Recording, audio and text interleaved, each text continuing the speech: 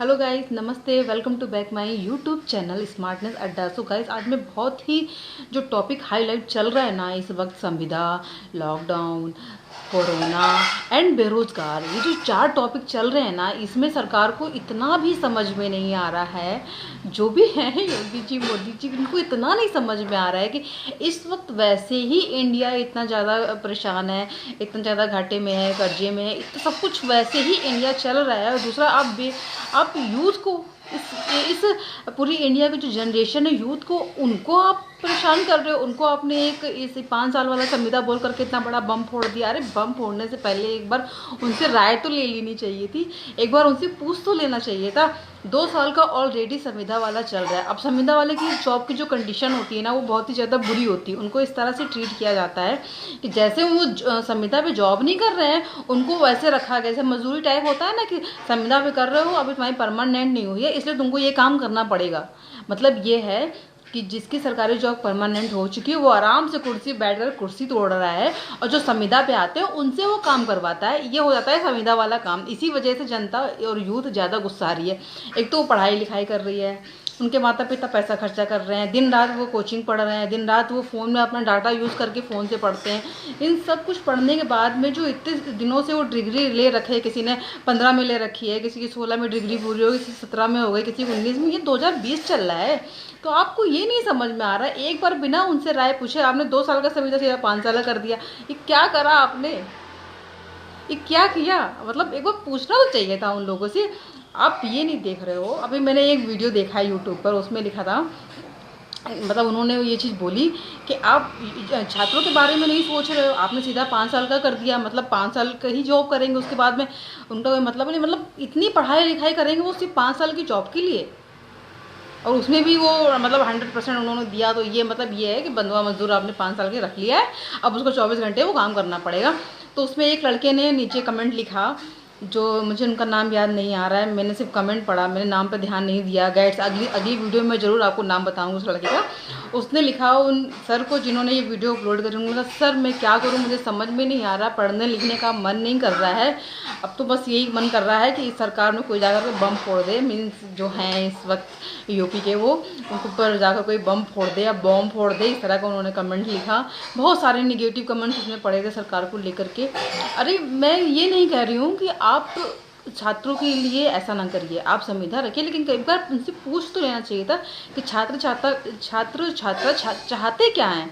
वो अपने कैरियर को लेकर के वैसे ही परेशान हैं, माँ बाप के पास पैसे नहीं। जब से ये कोरोना इंडिया में आया है, आप सब अच्छे से जानते हैं, चाहे वो छोटा आदमी हो, चाहे वो बड़ा आदमी हो, चाहे वो उससे भी ज़्यादा बड़ा आदमी हो, सब के सब इतना ज़्यादा परेशान हैं। कहीं जा नहीं सकते, कहीं आ नहीं सकते, कोई काम नहीं कर सकते हैं। डर के मारे वो अपने घर के अंदर ही बंद होकर के बैठे हैं। ऐसे में जो एजुकेशन, जो छात्र अपने ऑनलाइन पढ़ाई करता है फ़ोन से, वो ऑनलाइन पढ़ाई के लिए वो किस तरह से रिचार्ज अपने फ़ोन में कराता है, ये आपको नहीं पता। उनके माँ बाप किस तरह से एक एक रोटी कम खा करके वो अपने घर में उस तरह से पैसे इकट्ठा करके अपने बच्चों को कोचिंग पढ़ाते हैं, आप ये नहीं समझते हैं।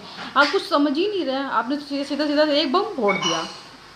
कोरोना की वजह से इतना ज़्यादा मतलब देश कर्जे में है, देश इतना ज़्यादा परेशान है, सब कुछ है, उसमें आपने यूथ को अलग एक परेशान कर दिया।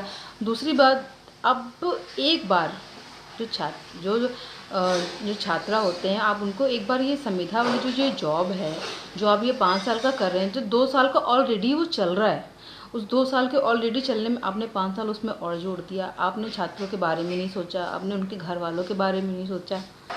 तो गाइस, आप लोगों को मेरी बात समझ में आ गई होगी। अब मैं आपको बताती हूँ एक चीज़, जो बात मैं आपको बताने जा जो बात मैं आपको बताने जा रही हूँ, वो बात ये है कि आपने बिना ही छात्रा से पूछे सोचे बोले आपने एक आदेश कर दिया। उस आदेश ने पूरे देश में इतनी तरह के हलचल मचा रखी है कि आप समझ नहीं सकते हो उस चीज़ को।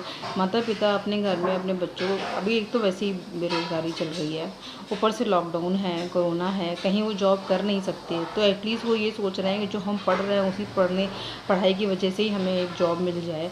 अब आपने एकदम से ये बम फोड़ दिया। आपने सोचा भी नहीं है, आपने पूछा भी नहीं है, आपने छात्रों की राय भी नहीं ली, किसी से भी राय नहीं ली है, बस सीधा आप एक बार ये चीज़ को सोच लेते कि अगर आप किसी छात्रा के बारे में इस तरह से बोल रहे हैं या आप बोल रहे हो सीधा संविदा पे आपने कर दिया, आपने एक बार भी ये नहीं सोचा कि इस तरह का जो हमने फैसला दिया है इसमें कितने लोग अग्री करेंगे, कितने लोग अग्री नहीं करेंगे। मैंने जितनी भी वीडियो इस बार इस यूट्यूब में कल से लेके अभी तक मैं देखी है ना, उसमें इस सरकार को लेकर के जो मोदी जी की सरकार है, उसके बाद जस्ट योगी जी की सरकार है यूपी में, उसको लेकर इतने निगेटिव कमेंट्स हैं, इतने निगेटिव कमेंट्स हैं कि जिसकी कोई हद नहीं है। तो अगर आपको इन्हीं यूथ से जीतना है, इन्हीं लोगों से जीतना है, इन्हीं लोगों की समझदारी से आपको अपना देश, अपना इंडिया आगे बढ़ाना है, तो इनके बारे में ना सोचने से पहले आप सोचते किस चीज़ के बारे में हो। आप एक चीज़ के बारे में ये चीज़ तो सोचो कि अगर आप ये चीज़ इस वक्त नहीं करोगे, ये चीज़ इस वक्त आप नहीं ध्यान दोगे, लोग बच्चों को बेरोज़गार जो है उनको बेरोज़गारी से परेशान हैं, उनको बेरोज़गार नहीं दोगे तो कैसे काम चलेगा। फिर तो लोग आगे चलकर पढ़ेंगे ही नहीं, बच्चे पढ़ेंगे नहीं। बच्चे तो यही कहेंगे मम्मी मैं ठेला लगा लेता हूँ, उसमें ज़्यादा पैसे आएगा, क्योंकि उसमें कम से कम ये तो है कि मुझे आज 1000 मिले हैं तो कल 2000 रुपये मिलेंगे, क्योंकि उसकी मेहनत के ऊपर है, जितनी मेहनत करेगा वो उतने पैसे कमाएगा। फिर कौन माता पिता अपने बच्चों को पढ़ाएगा जब इस तरह की सिचुएशन हो जाएगी। एक तो उसको जॉब नहीं मिल रही है, जॉब मिल रही है तो इस तरह से मिल रही है। गाइस मेरी अगर आपको बात समझ में आई हो तो प्लीज़ लाइक एंड सब्सक्राइब जरूर करिए। इस वीडियो को इतना शेयर करिए, इतना शेयर करिए, इतना शेयर करिए कि वहाँ तक बात पहुँचे जहाँ तक ये मेरी बात पहुँचानी मैं चाहती हूँ।